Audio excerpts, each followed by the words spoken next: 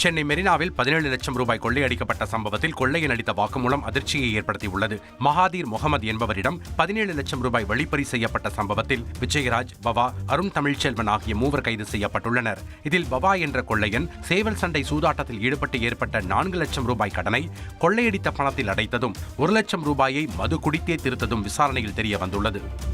120 மது பாட்டில்களை உடம்பில் கட்டிக்கொண்டு நூதன முறையில் கடத்திய நபரை போலீசார் கைது செய்தனர். புதுச்சேரியிலிருந்து விழுப்புரத்திற்கு மது பாட்டில்கள் கடத்தி வருவதை தடுக்க மாவட்ட காவல்துறை சார்பில் பல்வேறு தனிப்படைகள் அமைக்கப்பட்டு கண்காணிக்கப்பட்டு வருகிறது.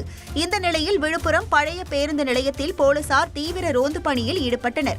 அப்போது சந்தேகத்திற்கிடமாக சென்ற ஒரு நபரை பிடித்த போலீசார் தீவிர விசாரணை மேற்கொண்டனர். போலீசார் நடத்திய சோதனையில் 120 மது பாட்டில்களை தனது உடம்பில் நூதன முறையில் கட்டி கொண்டு வந்தது தெரியவந்தது.